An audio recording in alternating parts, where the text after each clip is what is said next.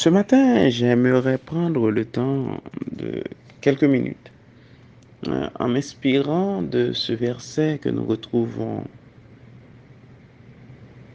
euh, dans Jean 18, verset 36.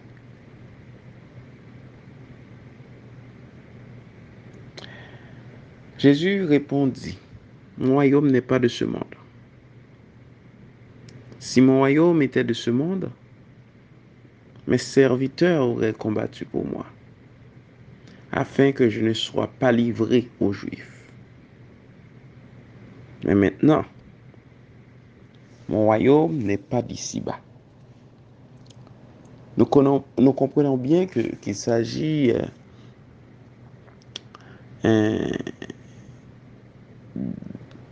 tout ça s'est passé dans les circonstances qui précèdent la mort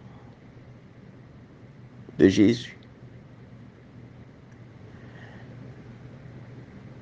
S'il y a une chose que nous devrions comprendre en tant que chrétiens, c'est que le royaume de Dieu est un royaume cosmique.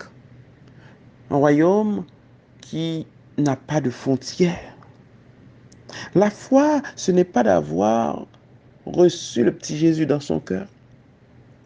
La foi, c'est cette confiance continuelle en ce Jésus. La foi, c'est cette confiance continuelle en ce roi des rois, celui qui règne sur tout l'univers.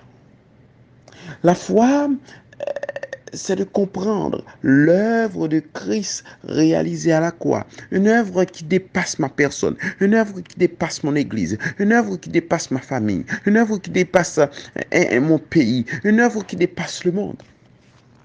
L'œuvre de Dieu, c'est une œuvre cosmique. De plus, le royaume de Dieu, ce n'est pas un royaume qui est limité dans le temps. Le royaume de Dieu est éternel. Et ce royaume ne fait pas partie de cette création. Il a commencé ici, au sens où les puissances du royaume avancent. Mais le royaume de Dieu va au-delà de tout. Ce matin, j'aimerais ça prendre quelques secondes pour décortiquer le sens, le royaume de Jésus-Christ. Puisque Jésus-Christ parle de son royaume. Ça, c'est très important. Il a dit parler de son royaume.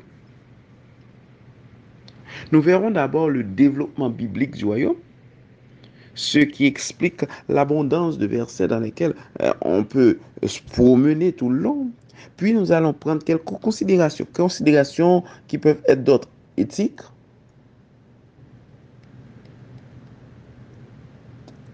sur le royaume. Avant de regarder ce que c'est, nous allons voir s'il y a une distinction entre ce que Matthieu appelle le royaume des cieux et ce que Marc et Luc désignent comme le royaume de Dieu. J'en parle parce qu'il y a une certaine confusion qui règne parmi les chrétiens. Y a-t-il un ou deux royaumes? En réalité, les deux expressions veulent dire la même chose. Royaume des cieux et royaume de Dieu réfèrent à la même réalité. Donc, on a déjà réglé le problème.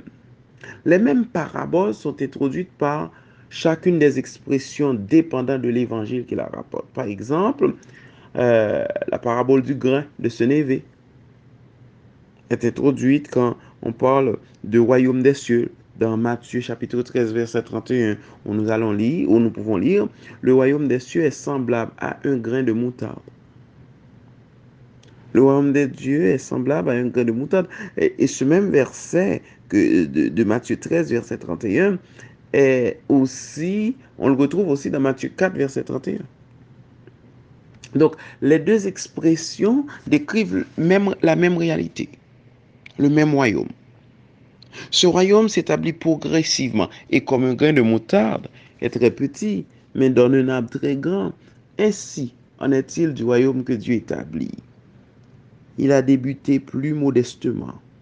Jésus, Dieu fait homme, modestement, vivant dans la plus grande simplicité, modestement, ralliant à lui des personnes simples, modestement, une poignée de personnes, modestement. Et ce Jésus meurt à la croix et les disciples s'enfuient. Le royaume est en fait tout le plan de Dieu dans sa création. Ce royaume que nous pouvons comprendre le sens à Éden, en reculant jusque dans le jardin d'Éden pour voir les débuts de ce royaume, ou du moins l'explication des débuts de ce royaume. Dieu dit, faisons l'homme à notre image, faisons l'homme à notre semblance, pour qu'il domine sur les poissons, pour qu'il domine sur les oiseaux du ciel, pour qu'il domine sur le bétail, pour qu'il domine sur toute la terre et sur tous les reptiles qui rampent sur la terre. C'est ce que vous pouvez retrouver dans Genèse chapitre 1er. On voit aussi Genèse 1er toujours, 2 versets après, où on va lire Dieu les bénit en parlant de l'homme et la femme. Dit, soyez féconds, multipliez-vous, remplissez la terre, soumettez-la, dominez sur les poissons de la mer, sur les oiseaux du ciel et sur tout animal qui rampe sur la terre. Nous savons que Dieu est un Dieu souverain sur tout ce qui existe. Il est notre Seigneur. Il est notre Seigneur et son règne est éternel. En même temps, le Seigneur a voulu que ce règne, cette domination aussi, soit exercée par l'homme. Vous savez, les attributs de Dieu sont manifestes déjà sur terre, pas dans toute sa perfection, mais nous avons les attributs divins. Si Dieu est bon, il y a des gens qui sont très bons, qui m'ont. Si Dieu est très bon, infiniment bon, il y a des gens qui ont une forme de bonté. Dieu est la sagesse, mais il y a des gens qui sont plus sages que d'autres. Dieu est généreux. Il y a des gens aussi qui sont généreux. Donc, autrement dit, les attributs de Dieu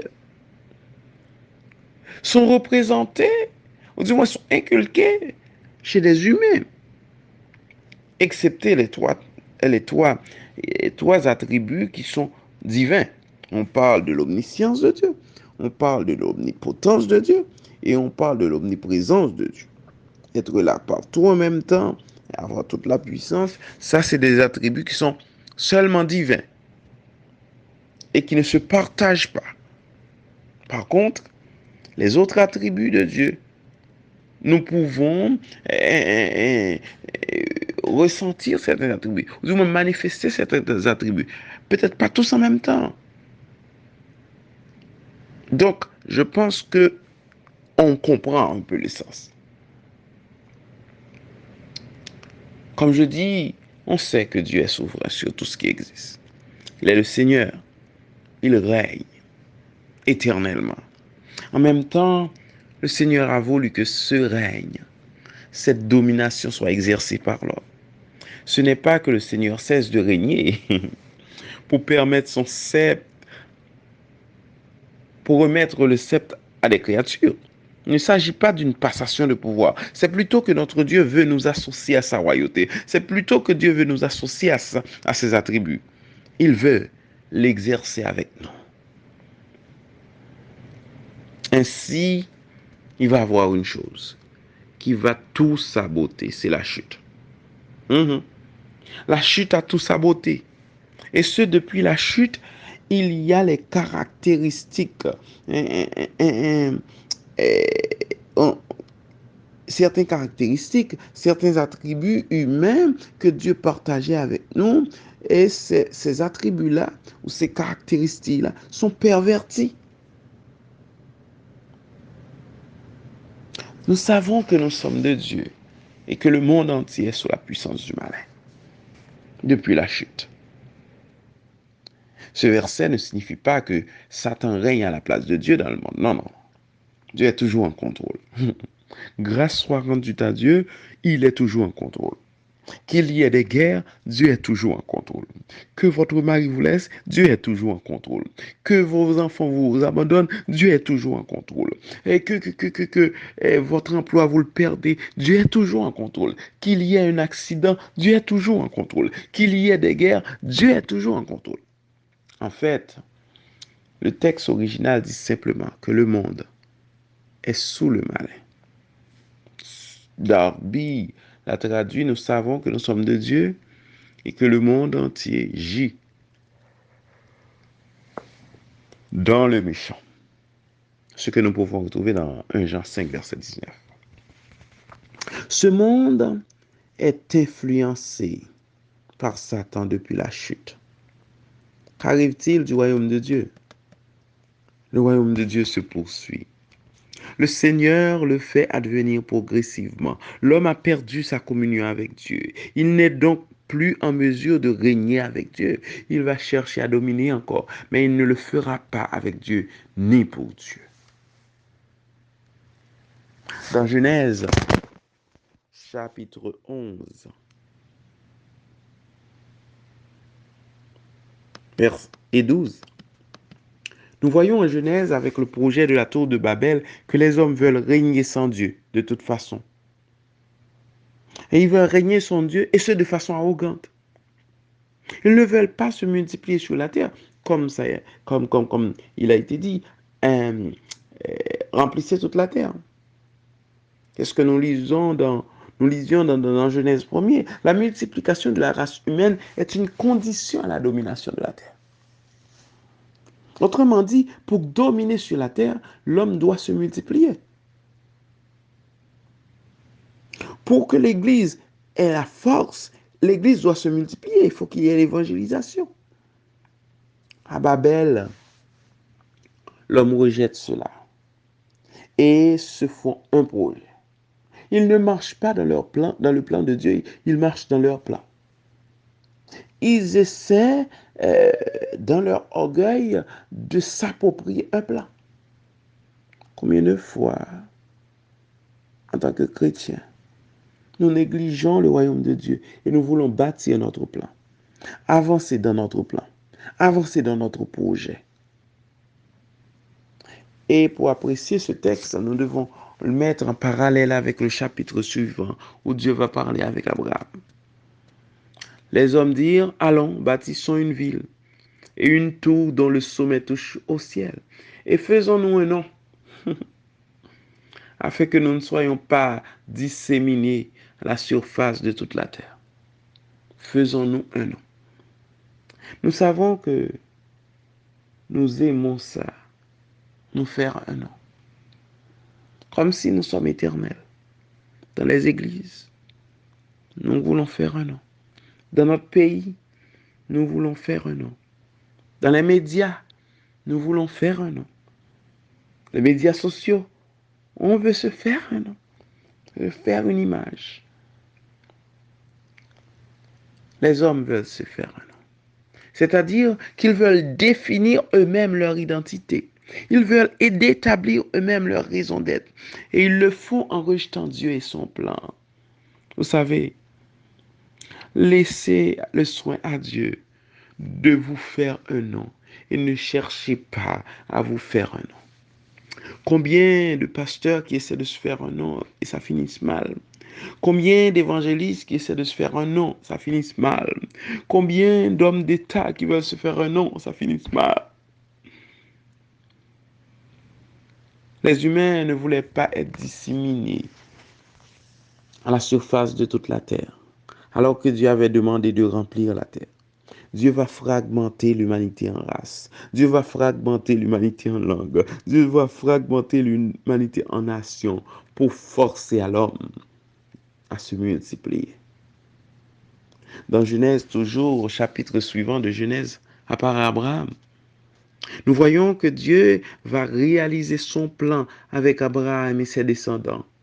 La suite des Écritures nous apprendra que ce sera des descendants spirituels et non généalogiques qui sont visés. Voici ce que Dieu dit à Abraham. Regardez bien avec moi. Je ferai de toi une grande nation et je te bénirai. Je rendrai ton nom grand. Alors que les rebelles voulaient se faire un nom sans Dieu à Babel, le Seigneur dit à Abraham qu'il rendra son nom grand. Laissez le soin à Dieu de décider pour vous, hein, mes amis. Le changement de nom qui viendra plus tard, c'est-à-dire qu'avant que Dieu lui donne le nom d'Abraham, son nom était Abraham. Abraham signifie père élevé. Abraham signifie père d'une multitude. Aïe, aïe, aïe. Certains proposent de voir dans ce changement le nom, le fait que l'intérêt va se déplacer à la descendance biologique d'Abraham, à la descendance spirituelle. Père élevé, référait à Abraham, père de la nation juive, père d'une multitude. Au fait qu'Abraham est le père dans la foi, donc de tous les élus de toutes les nations. C'est donc par voie d'alliance que le Seigneur va réaliser son plan de royaume. Nous avons lu qu'à Babel, les hommes ne voulaient pas se disséminer sur la surface de la terre. Dieu ajoute à Abraham, toutes les familles de la terre seront bénies en ton nom. La promesse doit accomplir. Dieu annonce que c'est à travers Abraham que son plan va se réaliser par voie d'alliance. D'ailleurs, dans ce déploiement de l'alliance, le Seigneur va dire à Abraham, je te rendrai extrêmement fécond. Je ferai naître de toi des nations et des rois sortiront de toi. Un homme qui sa femme ne pouvait pas enfanter, qui était rendu très vieille. Dieu a dit, je te rendrai extrêmement fécond. Et quant à la promesse du pays, la domination est implicite. En ce jour-là, l'Éternel conclut une alliance avec Abraham en disant, je donne ce pays à ta descendance, depuis le fleuve d'Égypte jusqu'au fleuve à savoir Euphrate, le pays des Kéniens, le pays des Kénisiens, le pays des Cananéens, le pays des Hittites, le pays des Phérésiens, le pays des Réphaïm, le pays des Amoréens, le pays des Cananéens, le pays des Gigaziens, le pays des Jébousiens. Donc, dans Genèse 15, verset 18 à 21, Dieu est clair en disant à Abraham qu'il lui donne ce pays, à lui, à ses descendants, un pays déjà habité. Ça implique que le peuple qui sera formé des descendants d'Abraham vont dominer sur ceux qui habitaient le pays, c'est clair. Pour marquer cela, Abraham est parti en guerre et a conquis plusieurs villes en Canaan. Ceci dit, le peuple n'a jamais possédé le pays jusqu'aux frontières promises. Mais c'est une promesse qui continue. Le Seigneur avait mentionné qu'une des frontières était le grand fleuve d'Égypte, c'est-à-dire le Nil. Ce que nous voyons, ce que nous pouvons voir si on a une carte, ça va un peu à l'ouest, un peu plus à l'ouest. Jamais les Israélites n'ont possédé ce pays jusqu'à ses frontières. Mais Dieu ne ment pas. En effet, ce n'est point par la loi que l'héritage du monde a été promis à Abraham ou à sa descendance, mais c'est par la justice de la foi. Et une raison aussi que nous pouvons dire que si on regarde sur une carte, on peut dire les frontières n'ont pas été encore atteintes. Nous pouvons dire que, selon la parole, que la raison, c'est que c'était une ombre et non la réalité.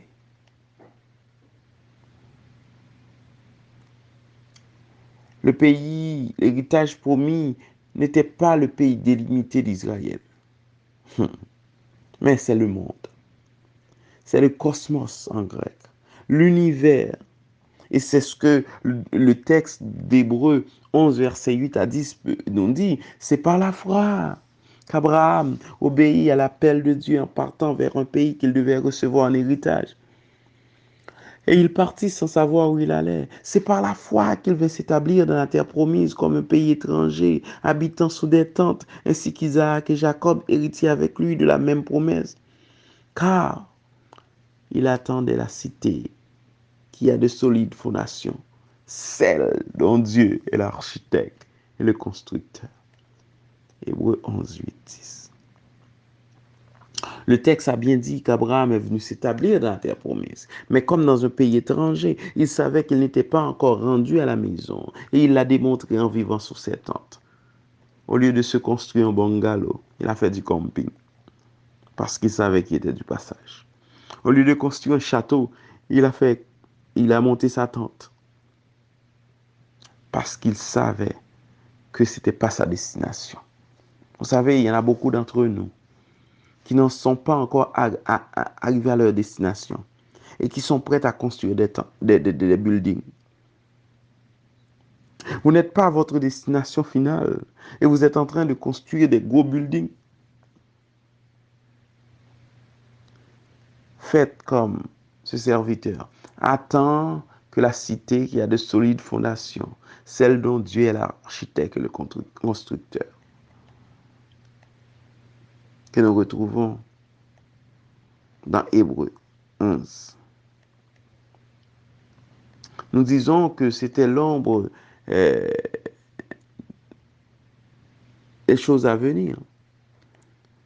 Mais nous pouvons dire aussi que c'est l'ombre et réalité. Ce développement du royaume passe inévitablement par Jésus-Christ. Dieu a confié la domination à l'homme. Nous pouvons voir ce mandat dans le psaume 8. Le langage rappelle aussi dans Genèse 1, Dieu dit à l'homme de dominer.